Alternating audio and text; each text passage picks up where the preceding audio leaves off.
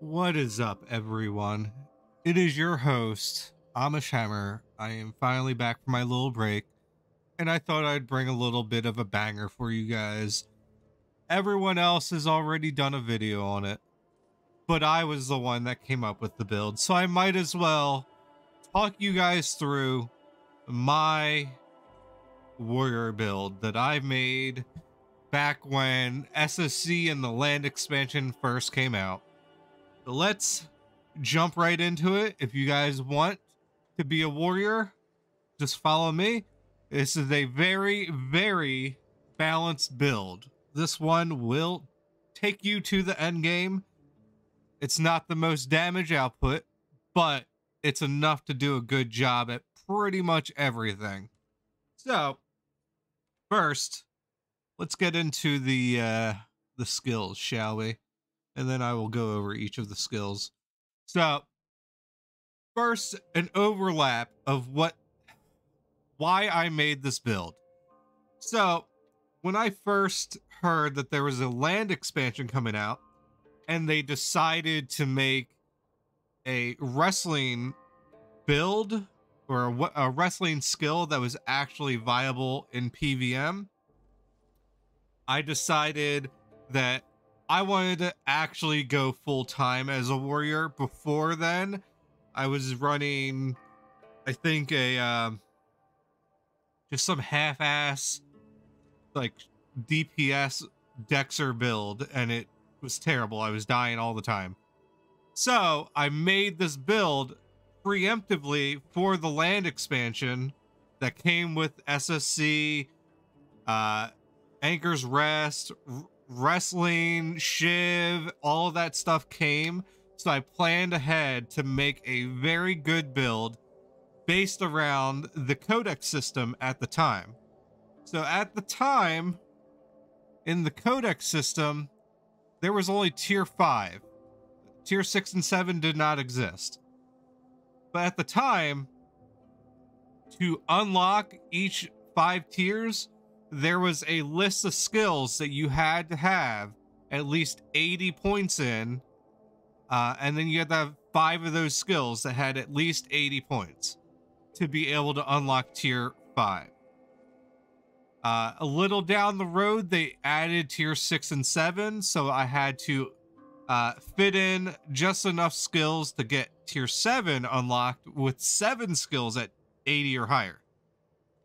After a little bit, they reworked that whole system, so now you don't need the skills. You only need tactics and a weapon skill at 80 to be able to unlock the whole thing. So this build might be a little more flexible now. So if you guys would like to change it up a little, you can. But this is just the build I run for every weapon skill. It is my go-to build for everything. So now that you know the background, let's break it down. When I first made the build, some of the skills worked a little differently, so they have been updated since then, and it works even better now. So we're just gonna go over it. I dressed like a fancy warrior instead of a weird Amish man for once. You guys are welcome. Okay, so first we have anatomy. Anatomy, definitely a fantastic skill for warriors right now. It boosts your damage output. It gives you a chance to res people, and it recently was updated to the point where now you get a at 100 anatomy, you get a 15% chance increase on the total amount to be able to do a weapon finisher on hit when the mob is available to do that. So instead of having a 15% at tier 5, I have a 30% because it's maxed out. It also reduces the odds that you're going to slip whenever you're applying a band-aid, which is really important as a warrior. And then on top of that, it now has by default, a chance to negate disease and bleed damage on tick, so it lowers the damage. I think it's 25% by default at 100. I will put all these skills in the description so you guys can read over them if you want.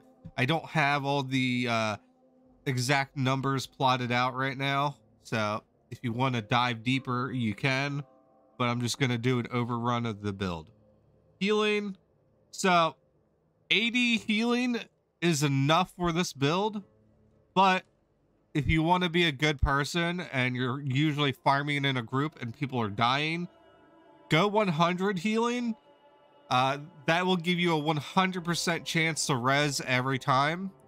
At 80, you can res, but it's a very small chance. I think it's probably a 10% chance whenever you apply a band-aid. At 80, you have a chance to res, which kind of sucks, but again, it's only really necessary if you are farming in a group.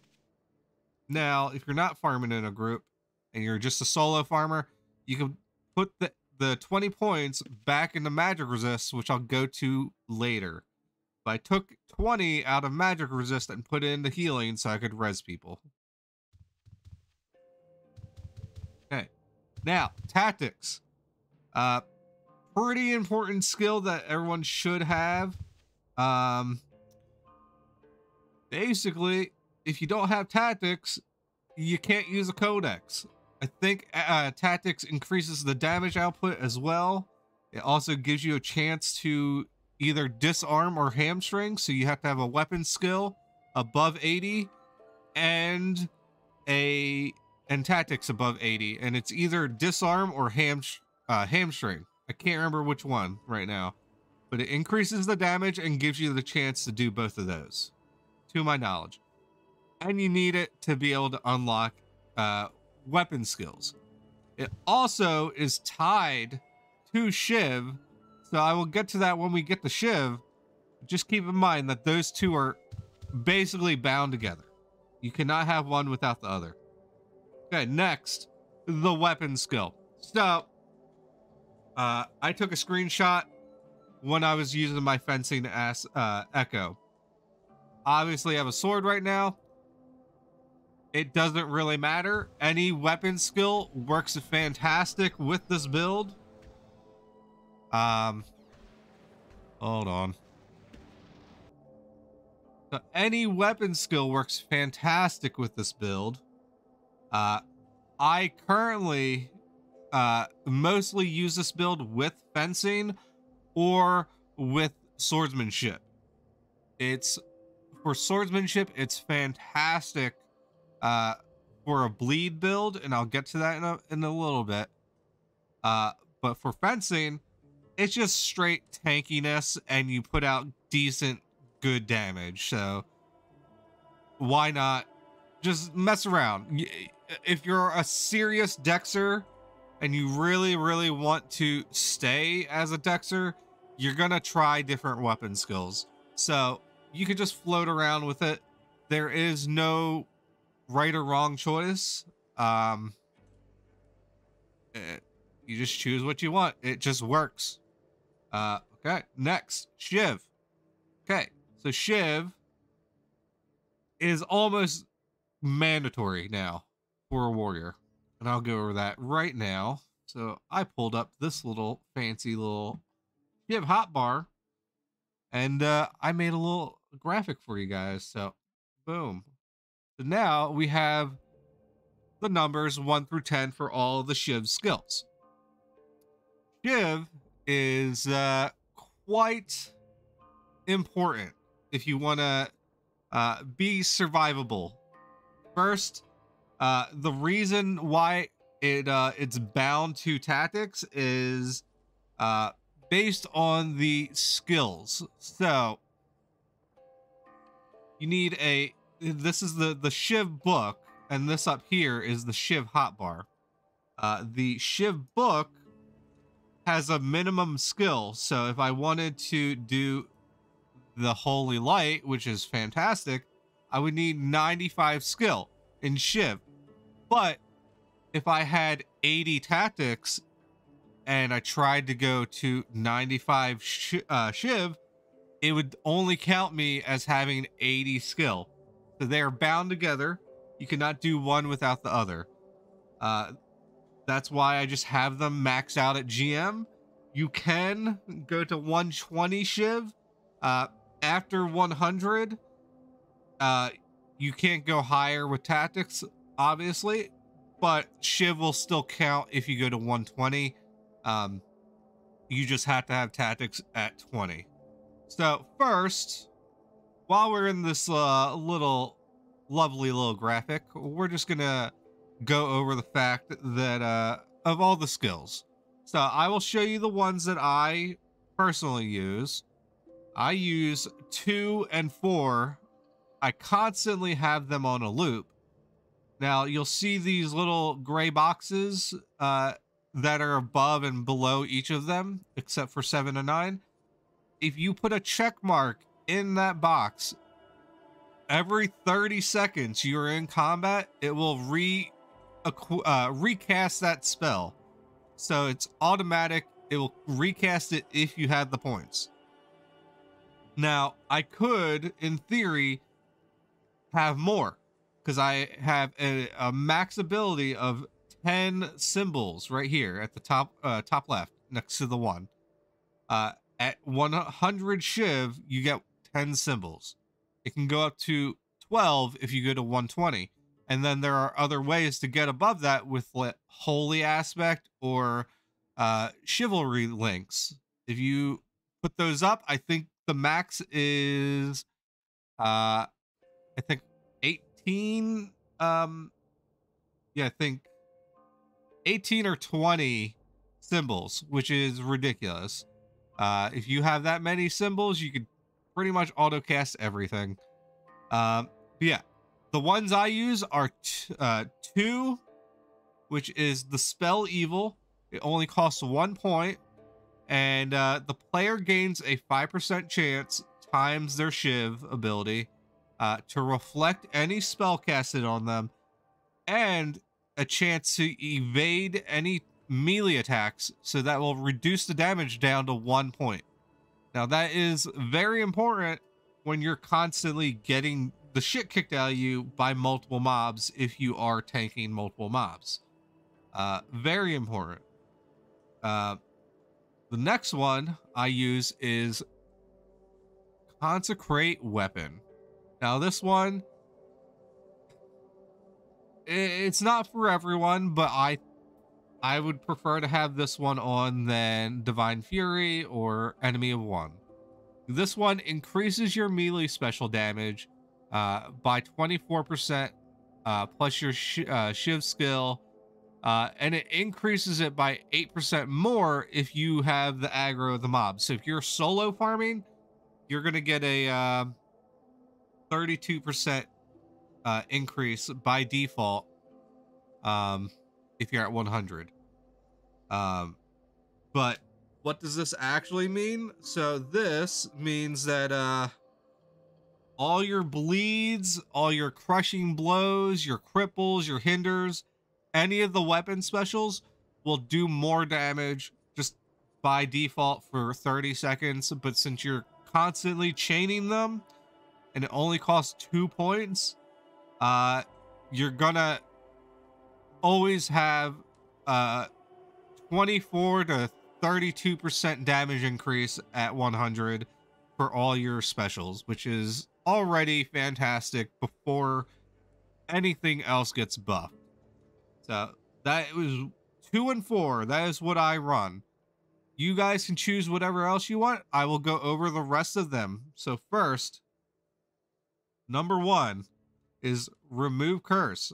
Remove Curse, I've never actually used this. I don't know if there is a way to actually tell when you get a debuff on you.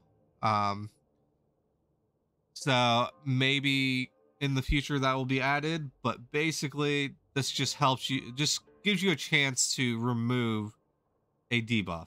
I've never had to use this. I wouldn't even know when to use it. Number 2 Like I said, dispel evil. We already went over it. Number 3, very handy when you're running short on cures, or if you don't even carry cures, this one is fantastic for you. It allows you to have a chance to cure yourself on hit every time you smack something. So every time, if you are lethal poison, or yeah, anytime you're poisoned, I think it used to be limited to deadly or higher, but anytime you're poisoned, you have a 15% chance to cure that poison whenever you hit something, and whenever you do cure it, you do 100 damage by default, which is fantastic, and it's based on weapon speed, so it scales, so you have a higher chance with a slower weapon, which is really good. Consecrate weapon, already went over that. Next, close wounds. So this one is fantastic when you combine it with anatomy. So for the next 30 seconds, it reduces bleed and disease damage taken by 25% at 100. So, just a flat 25% decrease. So that is fantastic, combined with anatomy, which I also think is 25% at GM. So that's already cutting your bleeds and diseases by 50%. So you're not going to be taking any more 20 tick diseases from an Anubite. So definitely a very, very good skill to have. Next is Enemy of One. So I find this one to probably be one of the most useless ones, in my opinion. The damage, so it gives you a damage increase by 15%, which really isn't noticeable. I think if this was 25% and then the bonus stayed at 5%, so then you would have a 30% increase. I think that'd be slightly more noticeable, but for the 3 points it costs, I mean, if you are running Holy Aspect, then might as well use it, because you're probably going to have the spare points for it. Yeah, there's not much to say about it. It's not really anything special. Okay, next. Number 7, Noble Sacrifice. So this one is actually very very useful for like oh shit situations. So it gives you an instant 60-point heal. There's no casting required, it can't be interrupted or anything. It just instantly heals you or your target for 60 health points within 4 tiles. But the downside is you cannot be healed for the next 5 seconds. So use it carefully if you're applying band-aids and stuff. Make sure your band-aids are on cooldown or whatever, just so you don't waste a band-aid or something. This can also, since it is a targetable spell, I can use it on someone else's pets. I can use it on someone else. So when I farm with guild members, if I have a spare 4 points and I see one of their tamables is low on health, I can just click that and then it will instantly heal it for 60, which could come clutch. You never know. So next, number 8, Divine Fury. So this one is actually useful, but it is 4 points, so I try to avoid using it. So this one increases your swing speed by 12% with a bonus of 4% if you're the only one that has the aggro. Which 12% slightly noticeable, especially if you're running like slower weapons. This definitely will help. Next, so this one is fantastic. So this is number 9. literally makes Shiv like viable for 90% people. It's super good. So it creates a holy gate for you that lasts for 30 seconds and can be used to travel to any town, shrine, or dungeon, and it gives you a 5% damage bonus for 30 minutes. So what that means is you don't need camping, you don't need a rune book or anything. If you have Shiv, then you could just make a gate. You can go to any town, any dungeon, and any shrine. Now, if you want to go to points of interest, that's the downside. Can't really go to them. But in the Shiv gate, in the menu for the Shiv gate, there is a section at the bottom where you can create one custom location. So it is basically like a free mark that you can go anywhere. So if you want to have a gate that goes to Forsaken Keep, then you can make a gate, and then anytime you go through that gate, it will instantly be there. I will say you can use this for houses, but I would not use it to gate into a courtyard. It is a one-way gate. So if you cast this in your own courtyard, you can go through the gate, but nobody else can come back. So this is very, very handy. Just be careful to not use it to gate into your house, because unfortunately it can't be canceled like normal gates. So you can't dispel it. So it's just there for 30 seconds, then anyone can come through. Okay. Next and last. This is probably the one that saved my ass the most. That is why I have an on-screen holy light button for an oh shit moment. This has saved many guild member lives. So what holy light does is it's an AoE heal for 40 HP at GM. It heals 5 random allies, not pets, but allies. So anyone that's green to you, if they're in a party, if they're in an alliance, if they're in your guild, anyone that is friendly to you, if they're within a 8-tile range, they will get a 40 heal. It's crazy. It's also inflicts damage, 100 damage to 5 random enemies within 8 tiles. So the damage isn't really super helpful. Wouldn't even worry about it.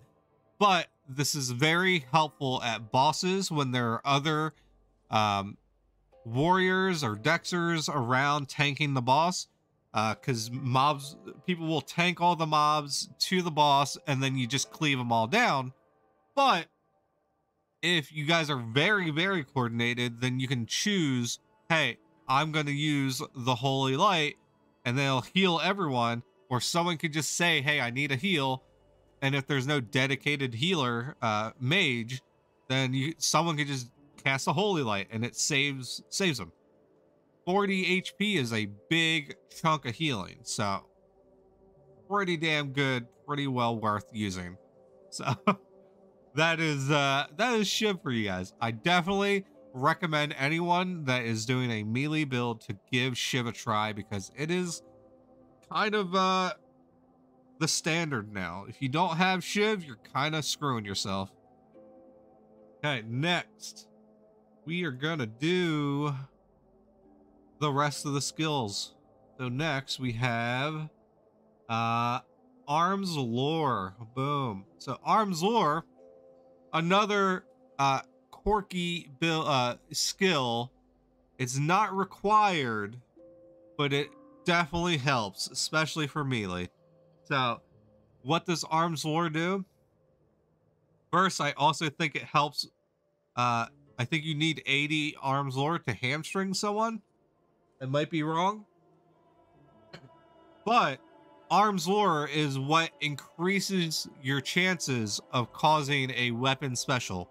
So I think by default, if you have 0 Arms Lore, I think by default you have a 2% chance, and then every 10 it goes up, adds to that. So at GM, you get a 10% chance plus the 2% or whatever you have from your by default.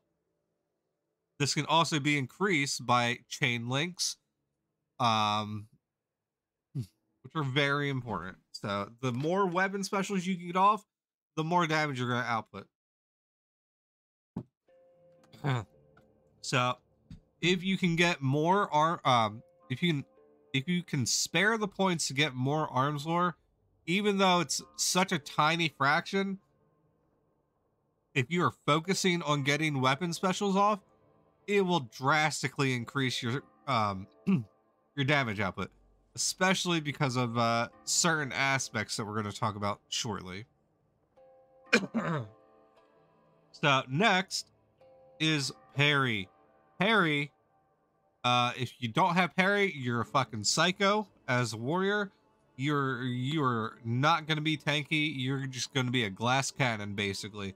Parry, by far the most broken codex in my opinion, and then we'll go over that really quick. I'm not going to go super deep into details, but first, shield bash, fantastic. Reduces the damage out.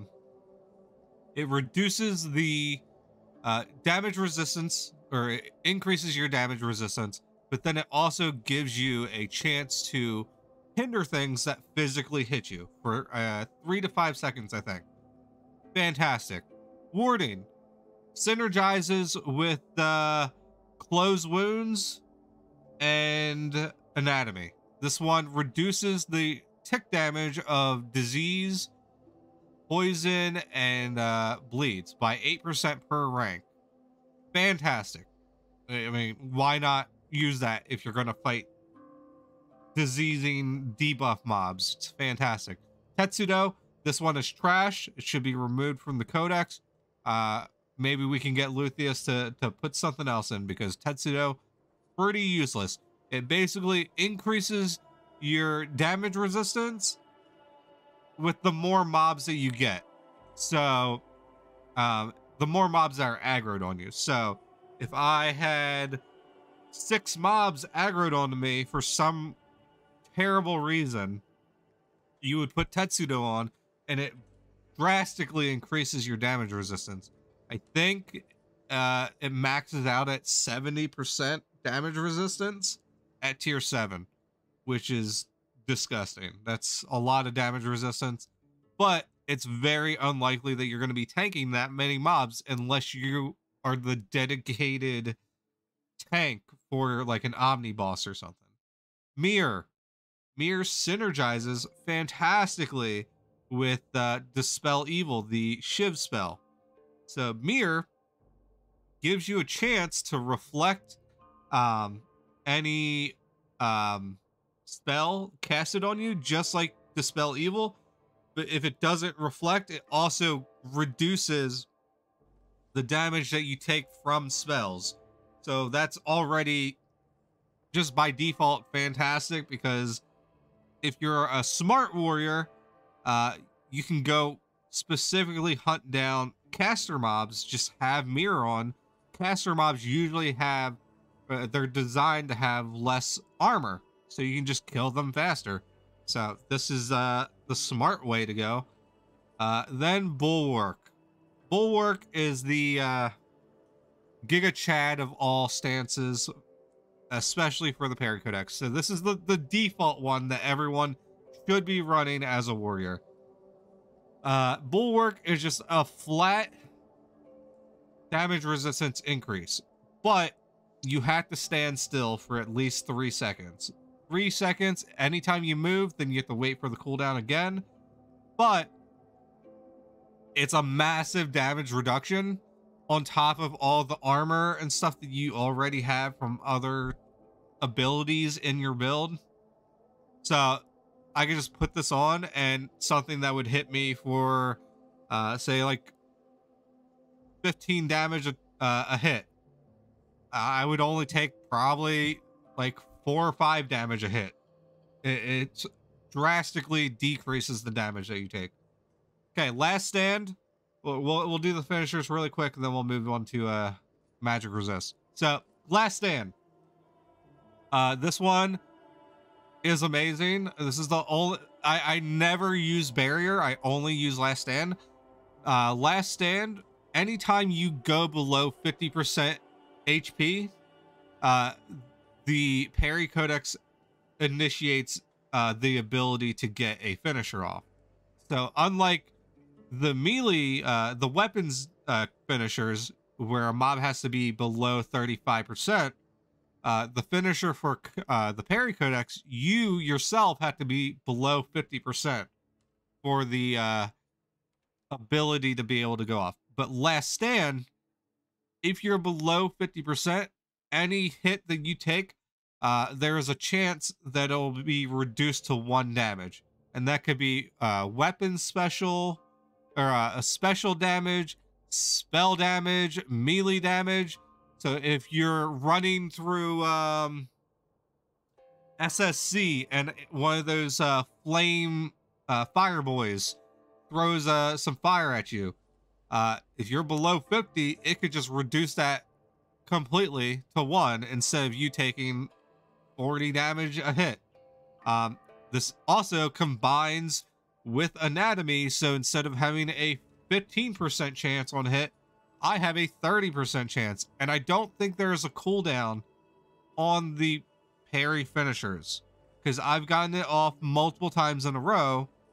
I don't know if this is a bug or not, but I've gotten hit multiple times really, really hard, and it just reduces it down to 1.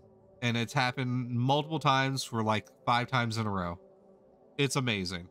Barrier is basically warding stance, but on crack, it massively reduces it. So if you're taking a bleed tick for, let's say, 70 damage, I don't even know if that's possible, but if you are, you put barrier on, it just reduces the tick damage by to 1 damage, which is fantastic. Okay, done with that. Parry codex. Definitely recommend parry. Also, another ability that you can do with parry is you can taunt. So you can make a taunt button like this, which is just a bracket taunt in the hotbar or cooldown, yeah, macro section. Or you could double click your shield like that, and then it will say, which creature do you wish to taunt? So you can either taunt a creature, so I can taunt this punching bag onto myself, and that will get the aggro onto me, or I can just target myself, and it does an AoE taunt, so any creature within the range of the taunt will be aggroed onto you, which is very handy for bosses. If you're the tank, it will pull everything towards you. I think it also by default gives you a massive increase to parry chance, and I think it reduces the damage that you take as well. Okay, last skill, magic resist. So magic resist is was a unique choice. So when I made this build, it was at 80. So it was 80 magic resist, 80 healing. So when that was added, well, when I made this build, they were making it so magic resist has a new feature. Don't remember what it was originally called, but now it's currently called Spell Siphon, and it is a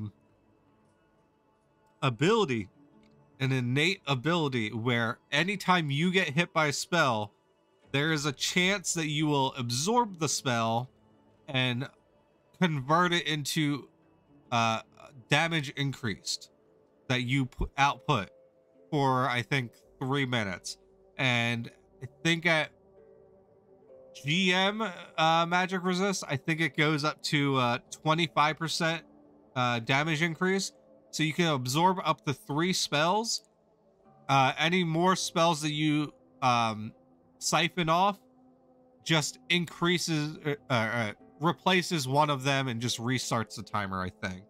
So even though it's just a spell to reduce damage from spells, you're also getting a damage output and damage increase based on that weapon skill or that magic resist. Anytime you fight a caster, it should be increasing your damage.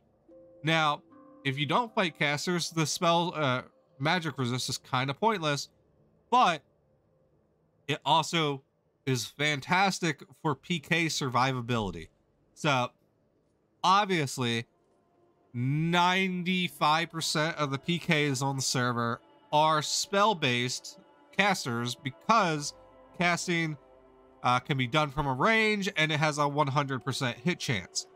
So you're obviously gonna get hit no matter what. So you might as well reduce the damage of that spell a little bit.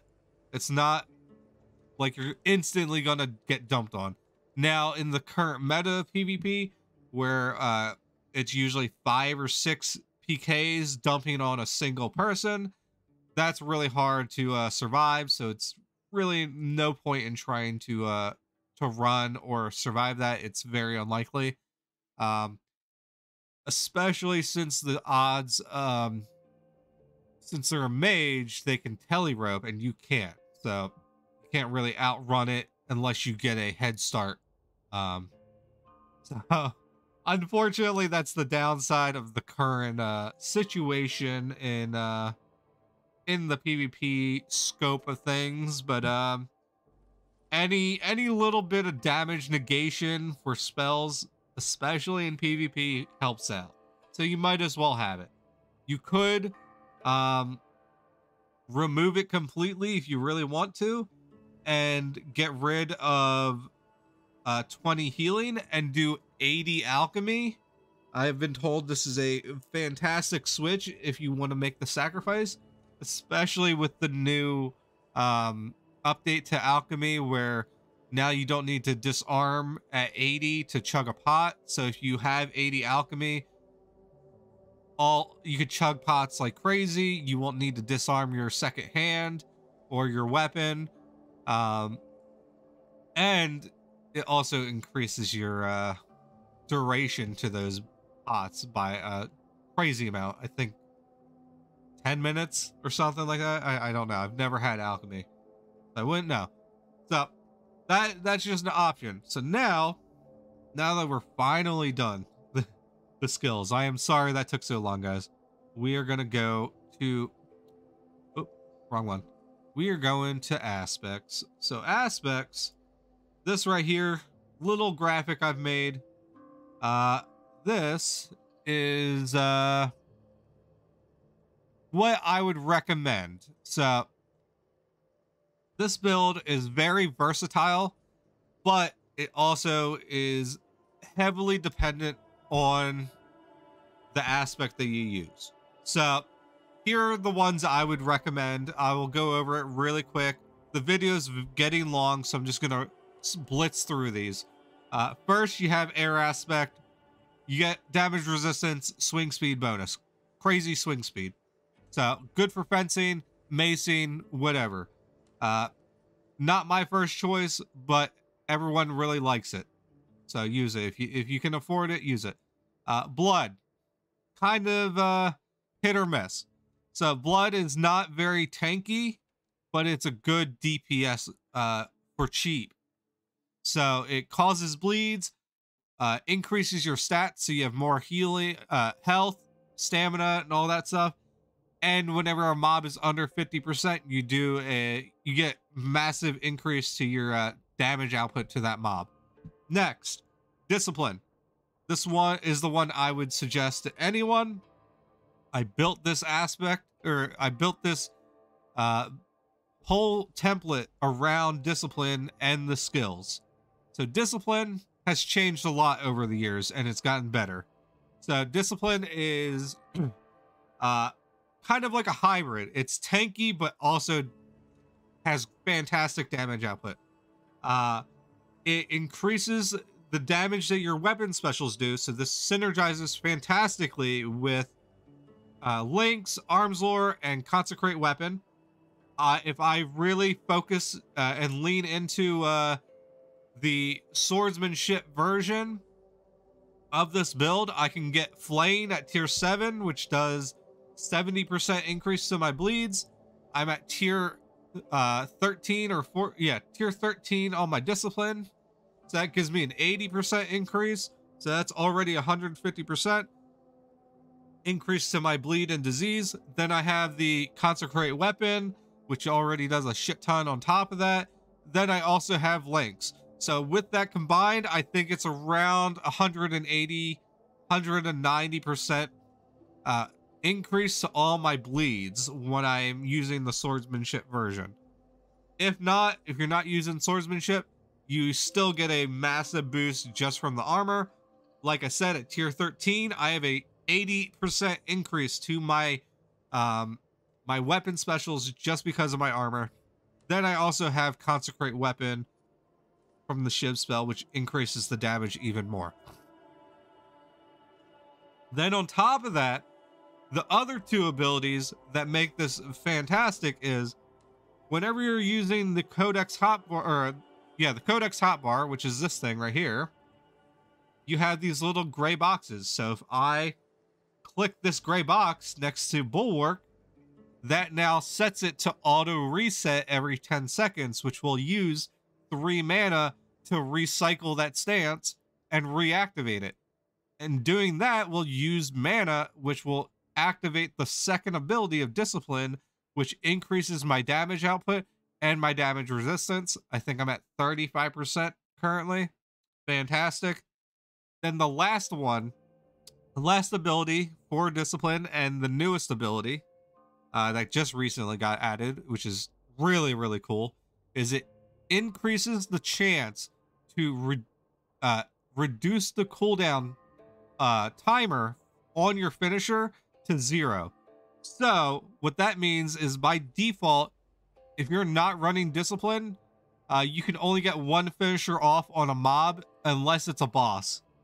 Now with discipline, with this cooldown finisher, every time I get, or when I get my initial finisher off, there is a chance to ignore that cooldown. So I can chain finishers on a single mob, and it doesn't have to be a boss. It could be a normal mob. So I can get multiple executes off, which give me massive 800 tick bleeds if I really got lucky. So I could do that. Fantastic. So I definitely recommend discipline. Next, earth. Tanky damage output, chance to get 225 damage increase, and you're super fucking tanky. So discipline and earth, super cheap. Maybe 5k max per core. Definitely a fantastic starter aspect for melee. Fire. You reduce damage you take from field effects. You reflect damage, and every hit that you do, every point of damage has a chance to cause a flame strike to go off. And the flame strike is usually, I think, around 40 to 80 damage. So I can keep swinging and stacking a bunch of flame strikes on top of all my hits. So if I'm using swordsmanship, which is another fantastic way to use swordsmanship, you're causing bleeds. The bleeds stack infinitely. Each of those bleeds can potentially cause a flame strike to go off. So you're stacking a bunch of bleeds, getting more and more flame strikes while you're also doing your damage output. Fantastic aspect, but it's a little squishy. Okay, next, something that's not squishy. Holy aspect. So I have not gotten this very high, but my good friend Bobby is almost tier 15, and he plays a holy warrior, and he just can't die. So holy, it focuses around Shiv. I will say that my only suggestion, if you're gonna run holy, instead of going 100 healing, put the extra 20 into Shiv. So then you could have 120 Shiv plus holy, which will drastically increase the amount of damage that you do from all your shiv spells. It just it's really, really good. Okay, next. This one's a little expensive, but Void Aspect, really, really good. Regens your stats, chance to ignore armor on hit, and then it also increases your magic resist and your parry, which also definitely buffs the build, because the more your parry you have, the tankier you're going to be. The higher the magic resist you have, the more you're going to absorb, and the higher damage output you're going to have. Fantastic. Then these last two. So these are my runner-up aspects, I guess you can call them. So I don't really use these. I haven't tried them, but people do use them for specific situations. So Artisan, I wouldn't really use Artisan on armor. It doesn't really help that much, but for the weapon, so these last two are for weapons only. Artisan weapon, if you're in a party and you get the proc off, everyone that's in your party within range will get a significant boost to their damage and damage resistance. So it's a AoE buff for everyone in your party at this current point. And then next is War Aspect. I need to actually open this one up and see exactly what the proc does, because I don't know exactly off the top of my head. So War, I've been told by multiple higher tier warriors that War Aspect is fantastic at bosses, and that's because when you get the proc off, it increases your melee and spell damage by 15% plus 1.5 times your tier for the next 60 seconds, but it can also stack twice. So if you're running a weapon oil and you get lucky and you proc twice, that's already by default at tier 0 a 30% increase to your damage your damage output. Then the higher tier you go, the crazier it's going to be. So I think it ends up to be around 75% if you double proc at tier 15. I might be wrong. Don't quote me on it. But yeah, that's fantastic. That's a lot of damage output. Okay, that is my build, guys. So thank you all for stopping by. I've been meaning to do this for a very long time.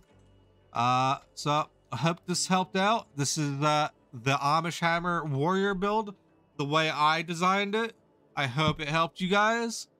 I will see you guys around. I am sorry that there was a hiatus recently. I just wasn't feeling like making content. So anyway, thank you guys for stopping by. I'm sorry for the lengthy video, but you know, I like to ramble. So I will see you guys next time. You all have a fantastic day. I'll see you around.